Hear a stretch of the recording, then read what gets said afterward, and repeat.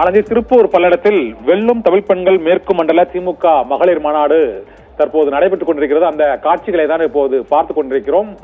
முதலமைச்சர் மு.க. ஸ்டாலின் இன்னும் சிறிது நேரத்தில் மேடைக்கு வர உள்ள நிலையில் அந்த பெண்கள் வெல்லும் பெண்கள் மாநாட்டில் பங்கேற்றுள்ள அந்த கூட்டத்தை தான் இப்போது பார்த்துக் கொண்டிருக்கிறோம். 39 தொகுதிகள், சுமார் 1.5 லட்சத்துக்கும் மேற்பட்ட பெண்கள் பங்கேற்கக்கூடிய இந்த மாநாட்டில் நீலகிரி, நாமக்கல், சேலம், கோவை, ஈரோடு, திருப்பூர் உள்ளிட்ட அந்த 6 மாவட்டங்களைச் சேர்ந்த 39 தொகுதிகளைச் சேர்ந்த மேற்கு மண்டல மகளிர் அந்த மாநாட்டில் பங்கேற்று இருக்கிறார்கள். முதலமைச்சரை வரவேற்று இருசக்கர வாகனத்தில் பெண்கள் பேரணியாக வரக்கூடிய அந்த காட்சிகளையும் இப்போது நாம் பார்த்துக் கொண்டிருக்கிறோம். திமுக மகளிர் அணி மாநாட்டில் 1.5 லட்சத்திற்கும் மேற்பட்ட பெண்கள் பங்கேற்று இருக்கிறார்கள்.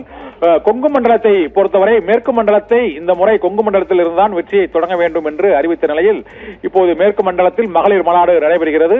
இங்கு திருவண்ணாமலையில் இளைஞரணி மாநாடு நடைபெற்றதை தொடர்ந்து திருப்பூர் மாவட்டம் பல்லடத்தில் இந்த மேற்கு மண்டல திமுக மகளிர் மாநாடு வெல்லும் தமிழ் பெண்கள் என்ற தலைப்பில் இந்த மாநாடு இப்போது நடைபெற்றுக் கொண்டிருக்கிறது. இந்த மேற்கு மண்டலத்தில் உள்ள சுமார் 39 தொகுதிகளிலும் அதிமுகவே ஆதிக்கம் செலுத்தி வரக்கூடிய நிலையில் இந்த முறை திமுக அங்கு அதிக தொகுதிகளில் வெற்றி பெற வேண்டும், அதிக சட்டமன்ற தொகுதிகளில் வெற்றி பெற வேண்டும் என்று அங்கு துணை முதலமைச்சர் உதயநிதி ஸ்டாலின் மற்றும் முன்னாள் அமைச்சர் செந்தில் பாலாஜி உள்ளிட்டோரை பொறுப்பாளர்களாக நியமித்து கோவை மற்றும் நீலகிரி, நாமக்கல், சேலம், ஈரோடு, திருப்பூர் உள்ளிட்ட அந்த கொங்கு மண்டலத்தில் உள்ள முக்கியமான அந்த 6 மாவட்டங்களுக்கும் மையமாக திகழும் திருப்பூரில் இந்த மகளிர் மாநாடு இப்போது நடைபெற்று வருகிறது.